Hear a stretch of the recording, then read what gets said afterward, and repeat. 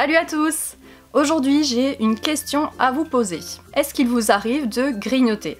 Allez, avouez. Moi? Non, je suis pas comme ça. Oui bon, ok, ça m'arrive un petit peu de temps en temps. Souvent. Très souvent en fait.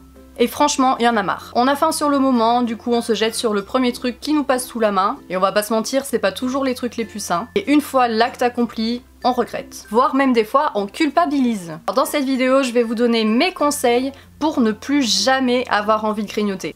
Enfin, presque jamais.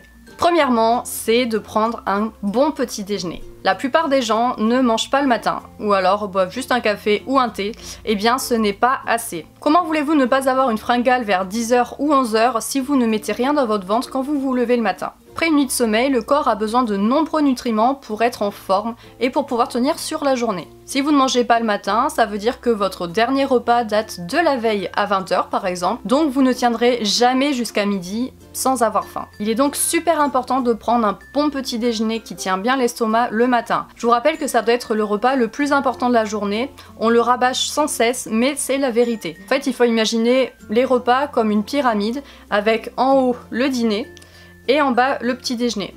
Donc le petit déjeuner, ça doit être vraiment le repas où vous mangez le plus, le midi un repas un peu plus léger et le soir un repas très léger. Et actuellement c'est totalement la tendance inverse, c'est-à-dire que les gens ne mangent pas au petit déjeuner et font des dîners gargantuesques. Donc ça c'était mon premier conseil. Mon deuxième conseil, je vous dirais de boire beaucoup d'eau. En effet, boire de l'eau va vous remplir l'estomac et va vous procurer une sensation de satiété. Donc quand vous avez faim, au lieu de vous jeter sur le premier gâteau venu, ça sent pas du tout le vécu le truc, eh bien buvez un bon verre d'eau et ça va vous permettre de faire passer un petit peu la faim. Je vous rappelle au passage qu'il est conseillé de boire entre 1,5 litre et 2 litres d'eau par jour. Mon troisième conseil, eh bien c'est de ne pas hésiter à faire des collations. Alors oui, même si vous êtes au régime, vous pouvez faire des collations.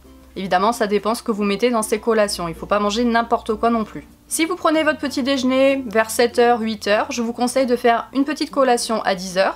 Ensuite, vous avez votre déjeuner à midi et vous pouvez faire une petite collation vers 16h.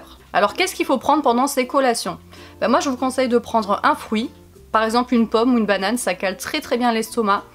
Et à côté de ça, prendre des amandes, des noix, ce genre de choses. Ça va vraiment caler aussi l'estomac et ça va vous donner de l'énergie. Mon quatrième conseil, c'est de faire des repas nutritifs et qui calent bien. Je sais pas si vous avez déjà remarqué, mais quand on fait un gros repas par exemple le midi où on mange un gros hamburger avec des frites, etc. Si c'est pas de la qualité, 2 ou 3 heures après, on va avoir une fringale. Pourquoi on a cette fringale alors qu'on s'est pété le bide? Eh bien tout simplement parce que les aliments qu'on a ingurgités ne sont pas assez nutritifs. C'est-à-dire qu'ils ne contiennent pas assez de nutriments qui sont intéressants nutritionnellement. Et notre corps finalement n'est pas si bien nourri que ça. Il faut donc faire des repas qui sont riches en vitamines, en minéraux et en bons nutriments afin vraiment d'être calés.